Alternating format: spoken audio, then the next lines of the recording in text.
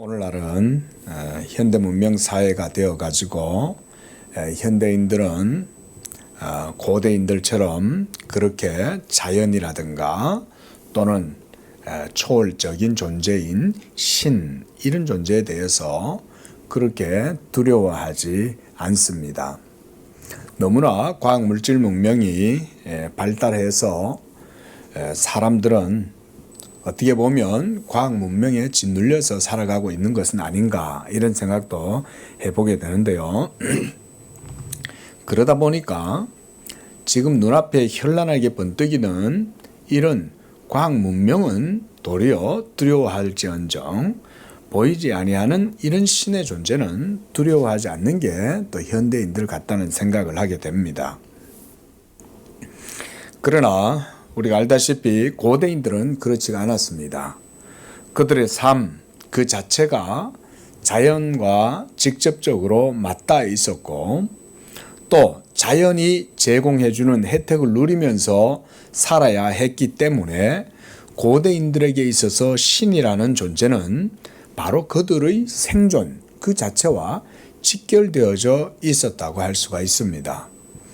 오늘날도 4차 산업이다 이렇게 하지만 여전히 1차 산업에 종사하고 있는 분들도 있지 않습니까? 그렇죠? 농사를 짓는다든지 어업을 한다든지 이런 분들은 보면 바다와 땅을 여전히 직접적으로 맞대하고 살아가는 자들 아닙니까? 그러다 보니까 오늘날도 이 21세기 과학 문명이 이렇게 발달했는데도 풍어제를 지낸다든지 또는 대지의 신에게 제사한다든지 아니면 임업을 하는 분들은 또 산신에게 제사를 한다든지 이런 일들을 오늘날도 적지 않게 우리가 볼 수가 있는 것이죠. 오늘날에도 우리가 쉽게 접할 수 있는 고대 로마 또 그리스 신화 그 속에 보면 헤라클레스니 제우스니 여러 신들이 있지 않습니까? 그들이 상상해낸 신들은 사실은 반신 반인. 어떻게 보면 오늘날 우리 시대 사람들이 봤을 때는 참 고대인들은 어리석다. 어떻게 이런 존재들을 신으로 믿었을까라고 생각하면서 우리가 웃으면서 쉽게 넘겨버리기 쉽지만 고대인들에게 있어서 신관념이라고 하는 것은 아주 그들의 모든 삶에 지배적이었습니다. 굉장히 지배적이었습니다. 사실 이거는 고대뿐만 아니라 제가 어릴 적에만 해도 보면요. 저희 돌아가신 어른 얘기해서 죄송하지만은 저희 친척 어른이세요. 이분은 예수 믿기 전에는 얼마나 구슬하고 점을 보고 점쟁이가 와가 뭐라 그러면 거기에 기가 막 솔깃하고 제가 어릴 적에만 해도 그 당시 때만 해도 그런 일들이 많았지 않습니까?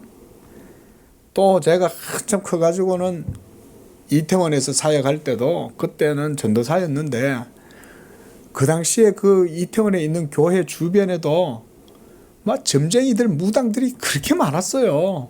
거기 보강동 이태원에서부터 보강동으로 쭉 내려가는 그 길에 보면 곳곳에 대나무 위에다가 깃발 꽂아가지고 그래가지고 있고 그래 따지면 먼 얘기도 아니죠, 그렇죠? 그렇다면 한번 생각해 보십시오. 그 고대의 세계 지금 이 히스기야가 살아가던 시대는 기원전 700여 년 전이잖아요. 그러니까 얼마나 인생들이 이런 것에 사로잡혀서 살겠는가 이런 생각을 해볼 수가 있는 것입니다. 자, 그런데 놀랍게도 바로 그런 세계관에 사로잡혀 살아가는 이 세계 가운데 유독 한 민족만은 그렇지가 않았어요. 바로 어디겠어요? 그렇죠. 이스라엘이 그렇게 되지 않았던 이유는 뭐에 있겠습니까? 이스라엘의 하나님 여호와 그분의 계명의 율법이 이스라엘 가운데는 있었기 때문에 미몽 한마디로 그런 미신적인 두려움이라든가 무지함에 빠지지 않을 수가 있었던 거죠. 율법서만 있어도 사실은 사람들의 정신이 개화되고 그래서 미몽에 사로잡히지를 않는 거죠. 하지만 그 주변에 있었던 다른 나라들은 어떻습니까? 모두가 다 태양신, 땅의 신, 바다의 신, 대지의 신 뭐 이러면서 태양신, 강의 신, 애굽은 또 나일강의 신이잖아요. 그런 것들이 고대인들의 세계관의 신관념이었다. 이런 거는 우리 성도님들이 실제적으로 그렇게 객관적으로 좀 인식을 하시는 게 좋습니다. 그래야 성경을 볼 때 이해가 가능하고요. 근데 이스라엘은 그렇지 않았다는 거예요. 왜냐하면 그럴 수밖에 없는 것이 이스라엘 자체가 성경의 역사를 보여주잖아요. 하나님께서 계속해서 살아계신 하나님이 이스라엘을 간섭하고 때때로 지도하시고 때로는 훈계하기도 하시고 교훈을 주고 이러셨잖아요. 그러니까 이스라엘이라고 하는 나라의 민족 역사 자체가 하나님의 훈육에 의해 가지고 세워진 나라이기 때문에 이런 미신적인 세계관이나 사고방식에 사로잡히지를 않는 거예요. 그럼에도 불구하고 이스라엘 백성들이 믿음 가운데 온전하게 거하지 못하고 항상 이방의 신들을 받아들이고 이방인들과 통혼하고 이러면서 하나님의 율법의 계명을 어기고 이루고 살았잖아요. 그러면서 서로 점점 문화적으로 뒤섞이고 혼합이 되고 이러다 보니까 결국 이스라엘조차도 하나님의 의, 하나님의 계명 이런 것에서 떠나게 되는 것이죠. 우리가 알다시피 이스라엘이 멸망하게 된 것은 그들이 하나님과의 언약을 버렸기 때문에 그렇게 된 거죠. 하나님의 율법이 그들 가운데 분명히 있고 그 율법을 따라서 제도가 있었고 예배가 있었고 제사장들이 있었고 지도자들이 있었고 그래서 왕과 제사장과 선지자들이 하나님의 율법을 따라서 모든 사역들을 감당하고 있었잖아요. 한마디로 신정 정치 체제가 이스라엘 속에 세워져 있었다고요. 머리인 왕부터 시작해서 모든 백성들의 관료들뿐만 아니라 장로들, 그렇죠? 이런 모든 사회 구조 자체가 신중심적이었다. 여호와 하나님 중심적이기 때문에 미신이라든가 이런 것에 사로잡힐 그런 확률은 이방인들보다는 훨씬 적죠. 하나님만 잘 믿었다면 그런 문제는 없는 거예요. 왜냐하면 살아계신 하나님 그분 자신이 하나님을 경외하고 섬기면 지켜주시겠다고 약속을 하셨잖아요. 하나님은 얼마나 신실합니까? 그렇죠? 오늘날도 하나님은 신실한 분이신 줄로 믿으시기 바랍니다. 히스기야의 병을 고쳐주신 하나님은 오늘날도 동일한 하나님이에요. 그때 하나님이나 지금 하나님이나 다른 분 아니에요. 똑같은 영원하신 하나님이에요. 믿으시기 바랍니다. 예수 그리스도의 하나님, 그래서 구약의 율법 아래에서 신앙생활을 했던 그 당시보다 복음의 은혜 안에서 성령의 지배를 받는 오늘날 예수 믿는 이 그리스도의 교회에 베풀으신 은혜는 사실은 더 크다고도 할 수가 있는 거예요. 이거 믿으시기 바랍니다. 우리가 이런 점을요 객관적으로 좀 인식을 하실 필요가 있습니다. 보통 예수 믿는다 이러면 사람들이 성경적인 맥락 속에서 구속사적 어떤 히스토리컬한 그런 식의 하나님의 역사를 인식을 잘 못해요. 우리가 역사라는 것이 그런 객관적인 교훈을 주잖아요. 역사도 그렇죠. 역사를 잊어버린 민족은 다시 망하잖아요. 지금 우리나라가 그래 따지면은 지금 어떤 그런 기로에 놓여 있다고도 생각을 할 수가 있습니다. 그렇죠? 과거에 일제치하에서 뼈저린 고통을 경험했고 또 공산주의에 의해 가지고 뼈저린 고통을 경험했고 군부 독재에 의해 가지고 뼈저린 고통을 경험했어요. 그런 것 속에서 점차 우리나라가 지금까지 하나님의 은혜 가운데 성장해 온 거 아니겠어요? 예? 그 역사의 교훈을 우리는 항상 이 시대에도 기억하고 잊어서는 안 되는 것이죠. 근데 보십시오. 이스라엘이 히스기야 시대 때 당시의 정치적인 역학 구도는 가장 크게는 아수르와 바벨론이 있었어요. 아수르가 지금 현재는 굉장히 왕성하게 활동을 하고 있다가 이제 사내립이 죽게 되고 그러면서 또 여전히 또 에살핫돈이 그의 뒤를 이어가지고 왕이 되고 그리고 바벨론은 점차 이제 100년 후가 되면 바벨론이 세력을 뒤집어 엎어서 이제는 아수르를 집어삼켜 버립니다. 그게 역사라는 게 그렇게 흘러가는 거 알겠어요, 그렇죠? 지금 현재는 세계 우리나라도 세계 정세의 구도가 헤게몬이라 그러잖아요. 그런 게 보면 우리 한반도는 굉장히 위험한 그런 사실은 지정학적인 위치에 있지 않습니까? 일본도 미국 아니면 우리나라 뭐 정말 우습게 이기죠. 지금도 그렇죠? 얼마나 우리나라 우습게 이깁니까? 틈만 나면 우리나라 못 잡으면서 안달이죠. 그럴 수밖에 없는 게 대륙으로 나아가려면 우리나라가 발판이잖아요. 임진왜란때부터 해가지고 계속해서 외국의 공격을 받은 것이 이 한반도고 또 서구 열강이 이제 개화기 때 돼가지고 그쵸 얼마나 우리나라에 여기 침탈하려고 서구에 있는 모든 나라들 여와가지고 다 전부 다 여기서 쟁탈전을 벌이고 청일전쟁, 러일전쟁 뭐 다 일어나가지고 전부 다 그러다가 지금은 이제 공산권 때문에 중국하고 구소련이 붕괴되고 그리고 저 북한도 지금 있잖아요. 자 이런 상황 가운데 한국 교회도 지금 서 있다. 여러분 한번 이렇게 생각하면서 히스기야를 한번 생각을 한번 해보십시오. 지금 이 히스기야 왕이 병들었다가 하나님께서 고쳐주신 거예요. 그리고 아하스 헤시게의 일령표가 10도 뒤로 물러갈 정도로 하나님께서 이 지구의 헤시게가 10도 뒤로 물러갔다는 거죠. 이것은 아마 그 당시에 우리가 고대의 페르시아의 역법이라든가 페르시아의 천문, 점성술 이런 거는 대단하지 않습니까? 동방박사 세 사람들도 페르시아의 점성술사였을 것이다. 과학자들이었을 것이다. 이렇게 이제 보는 사람들도 많거든요. 왜냐하면 이스라엘의 역사가 여러분 그 고대 세계에 미친 영향을 여러분들이 잊으면 안 됩니다. 그걸 간과하시면 안 됩니다. 성경을 보실 때. 이스라엘이 어디로 70년 동안 끌려갔었어요? 바벨론에 끌려갔죠. 그때 이스라엘의 똑똑한 사람들 다니엘과 메삭과 아벳느고 그렇죠? 그리고 다니엘 이런 사람들이 그 끌려가가지고 그 바벨론에 가가지고도 아주 지도력이 있고 영향력이 있는 인물들이었다고요. 그리고 바벨론 포로기 70년이 끝나는 동안 그곳에서 이스라엘 백성들이 번성했겠죠. 70년 동안이면 얼마나 커지겠어요. 그렇죠? 오늘날 한국전쟁 이후에 우리나라 인구가 얼마나 성장했는가 한번 생각 한번 해보십시오.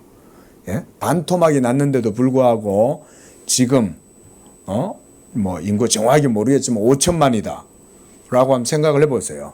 바빌론 가가지고 얼마나 많은 사람들이 번성했겠어요. 그 70년 동안. 대단했겠죠. 그러면 이스라엘 사람들이 그거 가지고 그냥 있었겠어요? 교육을 시켰을 거 아니에요. 쉐마 교육을 했을 거 아니에요. 거기에서 소위 말하는 신구약 중간기 시대가 이제 이루어지면서 거기에서 여러 이제 그 이스라엘의 역사적인 신앙을 계속 계승하기 위해서 이제 거기에서도 노력을 많이 했겠죠. 그런 가운데 이스라엘 사람들, 이스라엘 자손들이 바벨론의 왕궁에 아주 이제 차출이 돼 가지고 한마디로 이제 인텔리전트들이잖아요. 그러면 그 사람들이 거기서 뭘 했겠어요? 유실론적인 사고방식이 바벨론에 있는 다른 사람들에게도 영향을 줬겠죠. 저는 개인적으로는 그렇게 생각을 해요. 동방박사 세 사람들이 천문을 연구를 하다가 하늘의 별을 보고 다윗의 별이라고 생각할 수 있었던 단초는 유대의 경전을 봤기 때문이라고 생각을 하는 거예요. 구약의 율법서가 그 당시에 그 페르시아 그쪽 지역에 영향을 미치지 않았다면 페르시아는 바벨론 이후에 생겨난 나라잖아요. 그런데 그렇지 않았다면 어떻게 그 별을 보고 이스라엘의 하나님 다윗의 별이라고 그렇게 생각을 했겠어요. 그렇죠. 한 별을 보고 왔다 그랬지 않습니까? 그 해석이 그들 가운데 성경의 교훈들이 기록되어 있었으니까 봤다는 거죠. 이거는 충분히 저는 추론 가능하다고 생각해요. 자, 그 정도로 무슨 얘기냐면 이 바벨론에까지 고대인 이 유대인들의 모든 것들이 영향을 미쳤다는 것입니다. 또한 지금 히스기야는 다윗의 후손이잖아요. 다윗의 통일왕국 시대 때 그 이스라엘의 영광이 얼마나 크게 주변 나라들에게도 영향을 미쳤겠어요? 그뿐만 아니라 솔로몬 시대에는 더 큰 영광을 누렸죠. 그렇죠? 여호와의 성전이 세워지고 한마디로 이스라엘의 황금기가 솔로몬 시대였잖아요. 그때 스바의 여왕도 솔로몬의 지혜를 들으려고 먼 곳에서부터 오고, 그럼 막 온 세상 사람들이 다 왕들이 귀족들이 솔로몬 왕의 그 유명한 설교를 들으려고 왔을 거 아니에요? 자, 지금 무슨 말이냐면요. 지금 이스라엘의 상태가 굉장히 쇠락해 있고 지금은 국군이 기울고 있는 그런 상태긴 해도 이스라엘 안에서 일어나는 일들은 주변에 바벨론과 아수르라 할지라도 이게 쉽게 볼 수 있는 일은 아니었다는 거죠. 또한 바벨론 입장에서는 아수르가 이스라엘을 공격하고 있는 상황이었던 거예요. 그러니까 이 히스기야 왕이 병이 나았다. 그리고 해시계가 멈췄다. 이런 것들을 해시계가 멈췄으면 이스라엘에만 멈췄겠어요? 우리나라에도 멈췄을 것이고 그리고 바벨론에서도 멈췄을 거 아니에요. 그러면 하늘에 옛날 사람들은 이 하늘의 개기, 일식, 월식 이런 것들을 굉장히 그 신의 어떤 징조로 생각했기 때문에 민감했다고요. 우리는 오늘날 월식이 있다, 일식이 있다 이래도 그건 크게는 생각 안 하지만 옛날 사람들은 그렇지 않았거든요. 그런데 이 천문을 연구하는 사람들이 그 해시계가 그림자가 해가 10도 뒤로 물러갔다. 여러분 얼마나 놀라겠어요. 그렇죠? 그 소문을 듣고 보니까 이스라엘의 하나님 여호와의 민족인 그 나라의 왕 히스기야가 죽을 병에 걸렸다가 살아났대. 그리고 그것으로 인해서 신이 여호와께서 히스기야에게 응답을 해줘가지고 그 징표로 해를 10도 뒤로 물러가게 했대. 라는 소문이 퍼질 수밖에 없죠. 이거는 인터넷이 없어도 해가 뒤로 돌아가서 10도 뒤로 물러갔다는 그것만으로도 이건 보통 일이 아닌 거죠. 그 소문을 듣고 이제 그 주변에 있었던 특히 이 바벨론에 여기 보면 무로닥 발라단이 히스기야에게 이제 축전을 보내러 온 거예요. 그래서 히스기야가 병이 들었다가 나았다함을 듣고 히스기야에게 글과 예물을 보내었다 그랬습니다. 당시에 바벨론은요 아직 큰 세력을 얻지 못했어요. 아수르가 엄청나게 지금 막 뻗어나가고 있는 그런 상황이었기 때문에 바벨론, 그러니까 우리가 갈대아라 그럽니다. 이 갈대아 사람들 입장에서는 어쨌든 간에 아수르를 견제하고 정치적으로 지금 어떤 헤게모니의 입장에서 자기네들이 뭔가를 좀 더 얻고 싶었던 마음이 있었겠죠. 그러니까 바벨론 왕도 이 히스기야가 아수르와 지금 대치하는 가운데 있다는 걸 알기 때문에 보냈을 것이다. 우리가 이렇게 충분히 생각을 해볼 수 있는 거예요. 이방인이잖아요. 순수한 마음에서 축하하러 보냈을까요? 그런 건 아니잖아요. 이방인들의 더군다나 당시에 그 고대에 내가 먹지 않으면 먹힐 수밖에 없는 이런 생존 세계 아닙니까? 지금도 그러잖아요. 지금도. 예?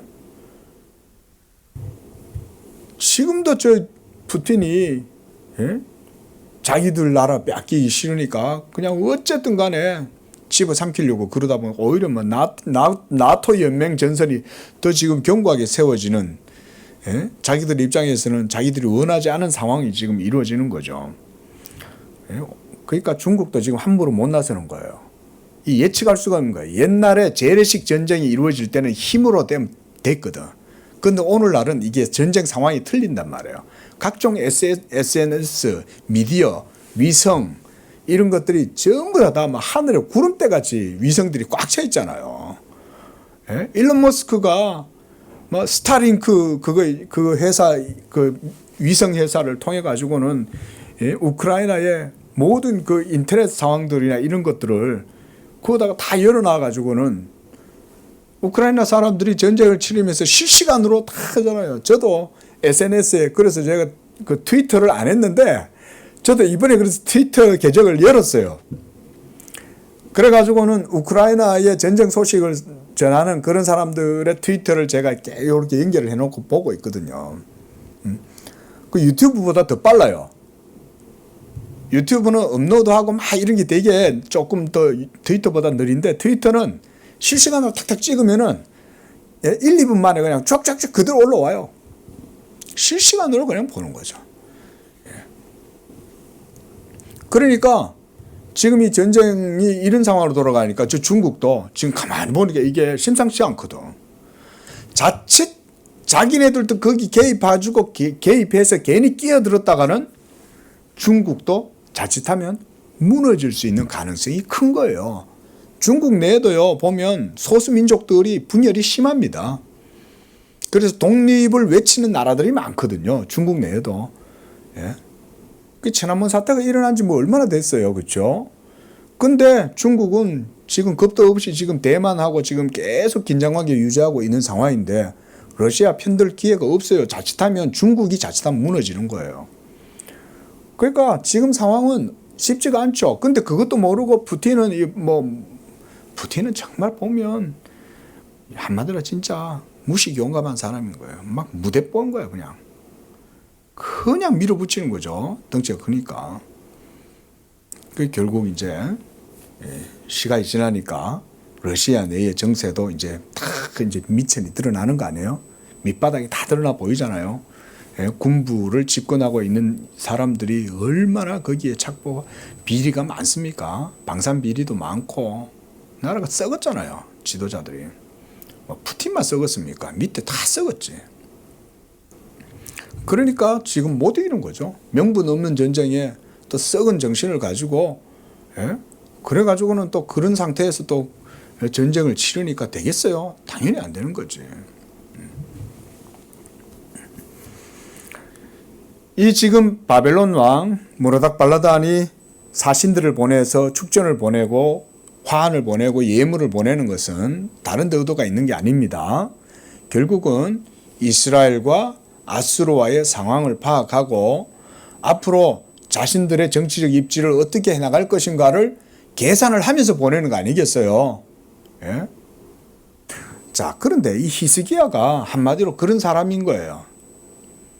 히스기야가 2절에 보니까 사신들이 오니까 막 마음이 들떠가지고 기뻐했다 그랬어요.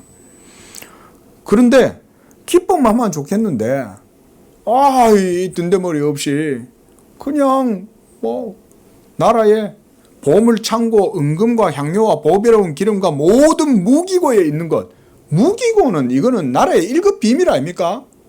그런 것까지 다 열어가지고 다 보여줬다는 거예요. 사신들한테.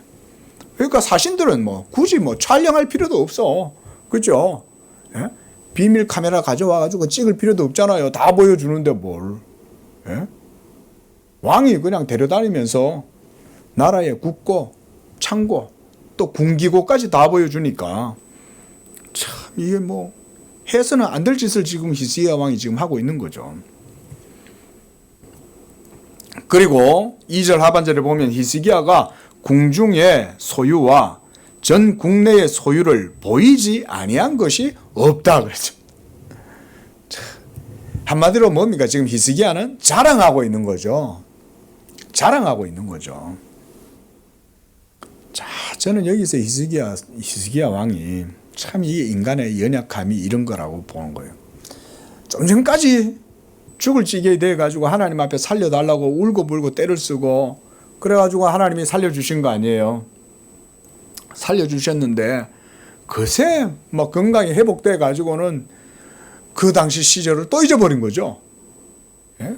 금방 잊어버리고는 또 이 큰 나라 바벨론, 어떻게 보면 이 바벨론이 와가지고 사신들이 왔다는 얘기는 이스라엘 입장에서는 또 정치적으로 상당히 큰 힘을 얻을 수 있잖아요.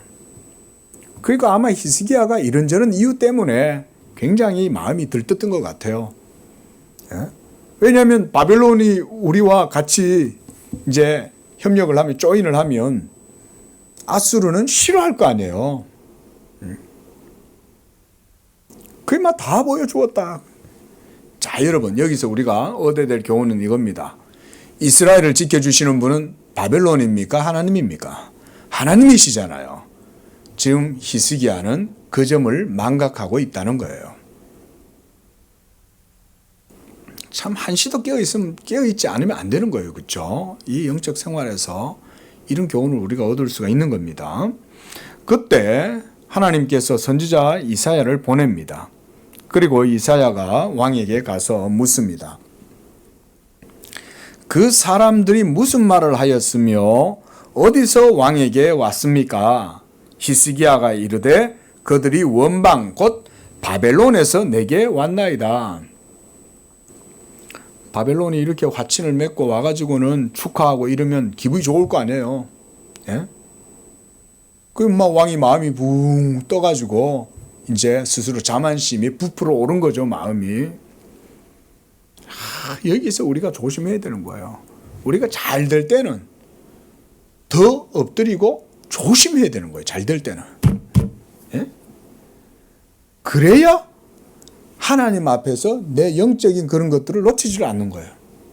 근데 내가 좀 부요하고 잘 되면 우리는 마음이 붕 올라가 가지고 자기가 힘들고 어려웠던 때를 잊어버려요. 그러고는 자기가 지금 잘해가지고 된다고 착각을 하고 있는 거예요, 사람들이.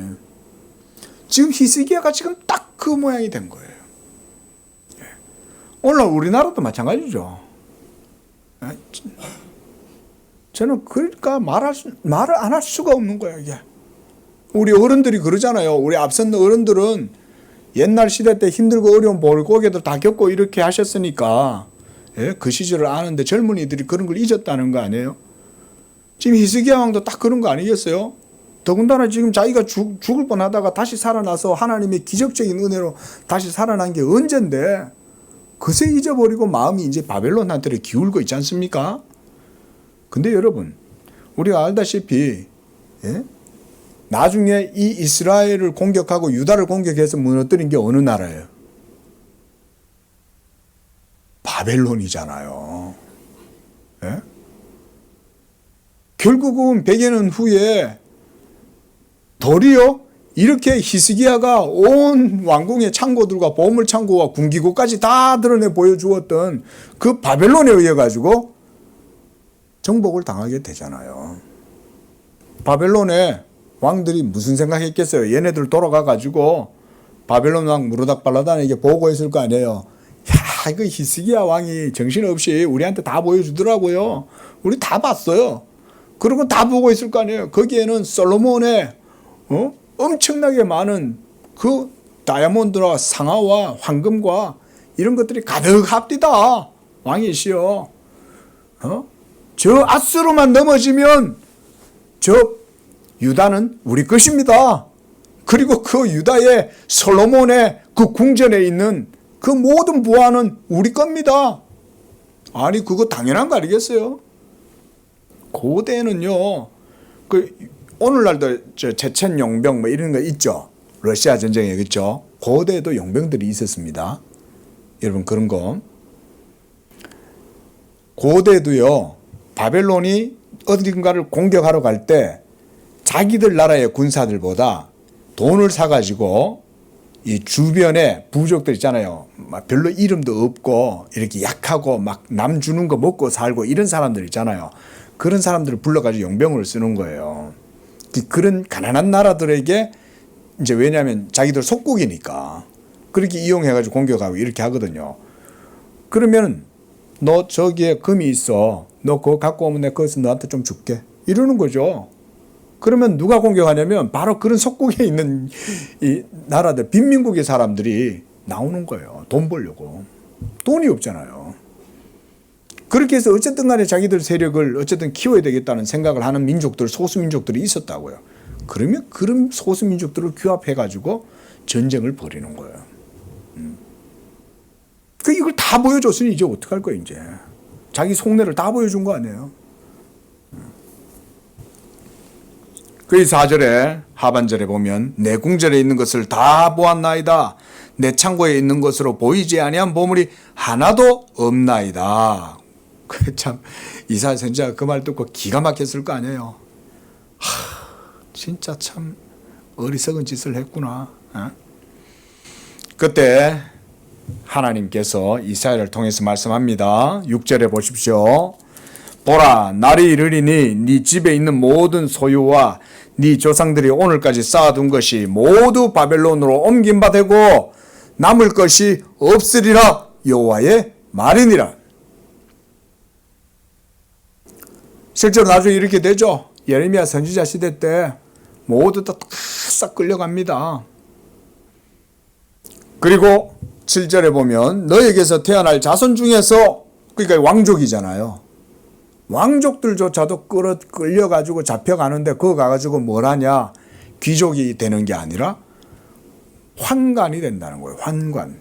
거기 보면 바벨론 왕궁의 환관, 내시가 되리라. 이게 이스라엘 백성들한테서 내시라는 것은 이게 상상도 못하는 거예요. 왜? 언약의 씨를 계속해서 퍼뜨려 갖고 하나님의 명령을 수행을 해야 되는 게 이스라엘 백성들의 남자의 사명이에요. 그런데 이게 뭐 남자의 고환을 제거를 해버리면 그때부터 전하 이래 되는 거 아니에요? 예? 남성 호르몬이 없어지니까, 그러니까 전하 이러다가 목소리가 이제 고환이 없어지면 전하 이래 되는 거예요. 내시가 돼버리니까. 그 얘기인즉 뭐예요? 한마디로 이스라엘에, 그것도 왕이잖아요. 왕족이면 얼마나 귀합니까? 이 다윗의 후손들이잖아요. 그 명예로운 존귀함을 하나님이 박탈해버린다는 거죠. 그렇게 함으로써 자손들이 이어지지 못하잖아요. 여호와의 총회에 들어올 수 없는 자들이 누구예요? 고환이 없는 자는 여호와의 총회에 들어올 수 없죠. 율법에 의하면. 엄청난 하나님의 재앙인 거예요. 자, 이런 역사를 통해서 우리가 또 한 가지 볼 수 있는 건 뭐냐면, 히스기야의 우둔함과 교만함 때문에 이런 우를 범한 것도 있지만 역사를 아시는 하나님이 이 모든 것 가운데 섭리하시는 거죠. 하나님은 벌써 이스라엘이 결국은 시드기야 시대 때 하나님께 그 패역이 극에 달하고 그렇게 해서 불순종하다가 패망하고 바벨론에 끌려가게 될 것을 하나님은 미리 다 아시잖아요. 하나님은요, 사실은 우리가 모세 신명기서나 이런 걸 보면 벌써 하나님께서 거기에서 말씀하시죠. 왕을 세울 것이고 또 그 왕이 나중에는 이방에 끌려갈 것이다. 놀랍게도 신명기서 모세 시대에, 모세가 가나안 땅에 들어가기도 전인데도 하나님은 벌써 이스라엘의 미래, 운명에 대해서 말씀해 주시는 거죠. 이렇게 일하시는 분이 하나님이신 줄로 믿습니다. 여러분, 하나님은 그런 분입니다. 하나님은 우리 인생들 같지 않아요. 우리는 사건이 터져야 판단하고 분석하고 어떻게 할 건지 대처하지만 하나님은 이미 다 아세요. 한순간 하나님은 모든 것을 아세요. 우리가 이걸 그래서 신학에서는 영원한 현재라고 어거스틴은 말했어요. 하나님은 영원한 현재시다. 네. 이 말은 현재 계신 하나님은 영원하시기 때문에 현재 모든 걸 다 아신다, 이런 말이죠. 이런 게. 그러니까 이런 하나님의 벌써 역사 섭리 가운데에 히스기야 왕의 교만함과 우매함도 어떻게 보면 하나님의 섭리 가운데 이루어진 거라고도 볼 수 있는 거예요. 그래서 거기도 보면 우리가 지난주에 봤죠. 보면 하나님께서 이 히스기야 왕을 시험코자 하셨다 그러지 않습니까? 지난주에. 하나님께서 이렇게 함으로써 하나님이 점차 이스라엘이 이제 하나님의 징계 가운데 기울어져 가는 것입니다. 자, 8절 말씀 보십시오. 히스기야가 이사야에게 이르되 당신이 이른바 여호와의 말씀이 좋소이다. 일단 이것은 히스기야의 믿음의 반응이었다라고 생각이 됩니다. 선지자가 그 왕에게 당신의 후손들과 이 나라가 장차 바벨론에 완전히 다 멸망하게 될 것입니다 라고 얘기했을 때 히스기야 왕은 그것을 일단 받아들이고 수긍하는 거죠. 그렇게 봤을 때 이것은 히스기야가 기본적으로 하나님의 선지자에 대해서 인정하고 있었다는 걸 알 수가 있는 거죠. 그리고 그를 통해서 말씀하시는 하나님에 대해서도 인정했던 것이죠. 그런데 여기에서 또 한 가지는 이 히스기야 왕은 여호와의 말씀이 좋소이다 하고 이르되 내 생전에는 평안과 견고함이 있으리로다 이렇게 말을 하고 있는 거죠. 참 이런 걸 볼 때 참 이게 사람인 거죠. 그렇죠? 자기 시대, 내 이후 시대 세대에는 힘들고 어려운 일이 있을지 모르지만 내 살아생전에서는 평안함과 견고함이 있는 거 아니냐. 하나님이 그렇게 말씀하셨으니까. 참 이런 두 종류의 모습을 히스기야라는 인격을 통해서 동시에 보는 거죠. 어떻게 보면 이게 우리의 모습과도 같지 않습니까? 이게. 참 이런 게 연약한 우리 인생이다라는 생각을 하게 됩니다.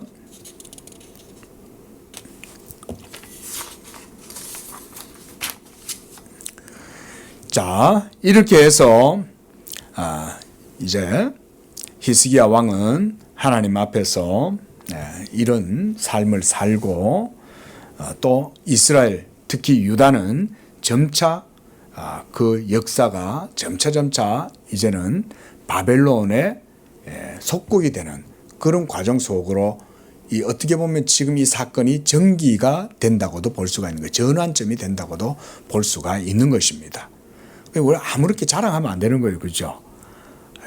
무엇보다 하나님에 관련된 거, 신앙에 관련된 거는 누구라도 이게 자랑하면 안 되는 거야. 왜냐하면 모든 게 다 하나님의 은혜로 이루어지는 것인데 내가 자랑하는 순간 하나님의 은혜를 부정하는 거잖아요. 제가 우리나라도 국뽕 이런 거 조심해라는 게 그건 거예요. 우리나라 잘 나가는 거 즐기는 건 좋아요. 그렇죠? 그건 하나님, 그래 따지면 하나님의 일반 은총이라고 우리가 말하는 거예요. 예?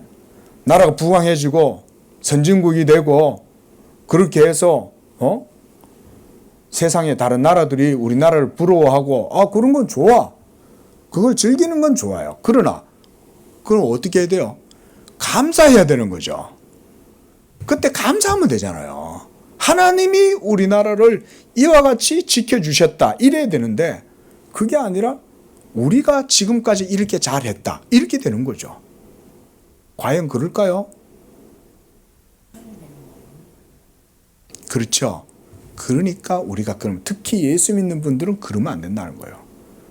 무조건 감사해라. 그리고 힘들 때도 감사할 뿐 아니라 좋을 때는 더더욱이 감사해야 된다. 더더욱이 감사해야 된다. 이런 신앙의 교훈을 마음에 품고 우리의 주어진 이 믿음의 길을 걸어가시는 그런 삶이 되시기를 바랍니다. 기도하겠습니다. 거룩하고 자비로우신 하나님 아버지 감사합니다. 지금까지 하나님께서 우리의 모든 삶을 지키고 인도하시고 또 축복하셔서 이와 같이 예수 믿음 가운데 우리의 삶을 붙들어 주신 줄로 믿습니다. 하나님 오늘 히스기야를 통해서 우리의 믿음도 다시금 돌아보게 됩니다. 하나님 아버지 얼마 전까지 죽을 고비 가운데에서 하나님께 울며 불며 기도하던 히스기야가 이제는 그 병이 낫고 도리어 그 마음이 부풀어지고 교만하여져서 도리어 하나님의 은혜를 잊어버리고 교만함과 어리석은 일들을 행하는 것을 볼 때에 우리들도 늘 영적으로 깨어있지 않으면 선 줄로 생각한 자는 다시 넘어지는 줄로 알라는 말씀대로 우리도 다시 무너질 줄로 압니다. 하나님 우리에게 겸손한 마음을 주시옵소서. 그리하여 우리가 슬플 때뿐 아니라 기쁠 때에도 즐거울 때에도 언제나 하나님께 감사하고 겸손하게 하나님께 영광을 돌리는 그런 우리의 믿음과 삶이 되도록 축복하여 주시옵소서. 우리 양재교회에 속한 성도들에게는 이와 같은 복을 주시고 믿음을 주셔서 하나님 예수 믿음 가운데 흔들리지 아니하는 견고한 그런 성도들이 다 되도록 붙들어 주시옵소서. 거룩하신 예수님의 이름으로 기도합니다. 아멘.